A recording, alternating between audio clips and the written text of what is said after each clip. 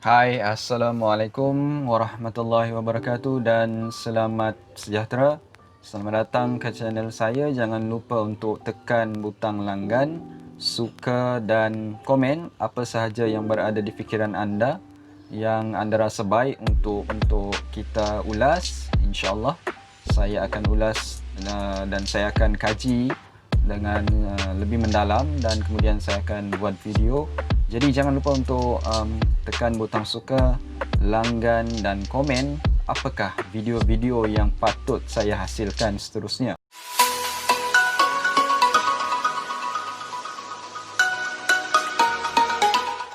Baik, untuk hari ini saya ingin berkongsi tentang sebuah topik yang pada pandangan saya merupakan sebuah topik yang penting. Lebih-lebih lagi kita berada di dalam norma baharu ini yang memaksa diri kita untuk beradaptasi diri dengannya. Baik, apakah topik itu? Topiknya adalah cabaran kelas atas talian. Ya, saya sebagai seorang pelajar khususnya amat terkesan ya dengan kehadiran pandemik COVID-19 ini yang memaksa diri saya untuk tidak belajar secara fizikal seperti yang saya lebih minatlah. Apa dia cabaran kelas atas talian ini ya?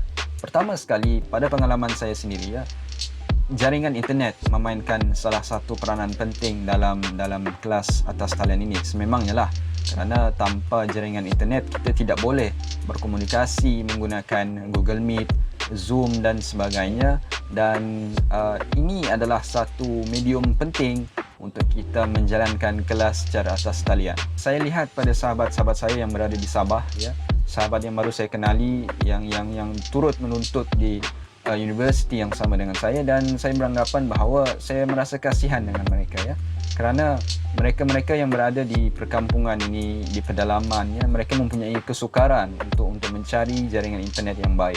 Dan seperti kisah Viviana Misubin ya, ada juga rakan-rakan saya yang sanggup untuk mendaki bukit dan sebagainya untuk mencari jaringan internet yang baik. Jadi saya rasa perkara ini merupakan satu cabaran yang amat besar lah untuk kita pelajar untuk menghadapi kelas atas talian ini. Dan saya berharap agar pihak kerajaan atau mana-mana sahaja pihak yang terlibat agar memberi perhatian khususnya kepada pelajar-pelajar yang berada di pedalaman dalam mereka berusaha untuk menuntut ilmu demi mengubah nasib diri dan keluarga.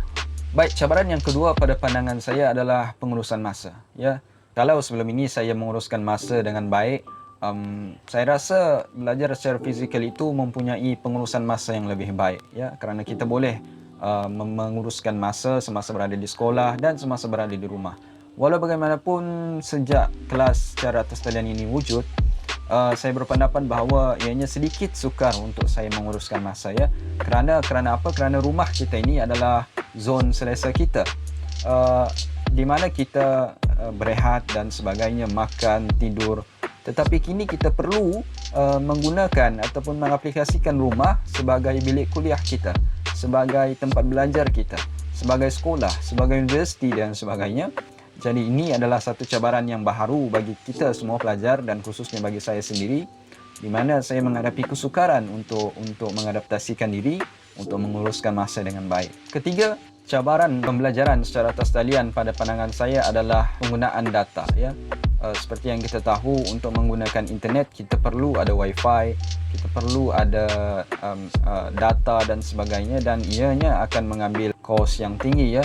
Dan saya sebenarnya juga berasa simpati terhadap kawan yang mengalami masalah ini, yang tidak berkemampuan untuk mencari duit untuk membelanjakan data dan sebagainya.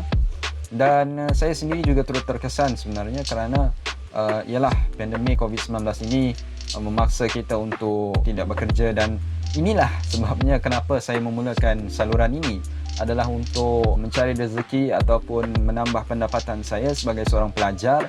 Kerana saya rasa inilah antara medium yang terbaik untuk saya gunakan, kerana ia tidak memerlukan kos yang tinggi, ia tidak memerlukan modal yang tinggi, ia tidak berbahaya kerana ia tidak seperti pelaburan, skim cepat kaya dan sebagainya. Jadi saya rasa ini adalah permulaan yang baharu, walaupun mungkin ia akan mengambil masa yang lama untuk menjana keuntungan, tetapi saya berharap kepada Allah dan kepada semuanya agar dapat memberikan sokongan yang tinggi kepada saya dan memotivasikan diri saya untuk terus menghasilkan video-video seperti ini. Dan mungkin jika ada topik-topik menarik yang untuk dibincangkan, saya bersedia untuk mengulasnya, dan insya-Allah ianya akan diterbitkan dari semasa ke semasa.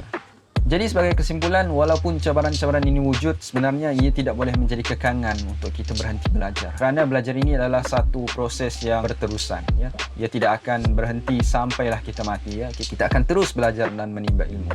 Pesanan saya kepada rakan-rakan di luar sana, sentiasa tabah, sentiasa kuat menghadapi cabaran ini.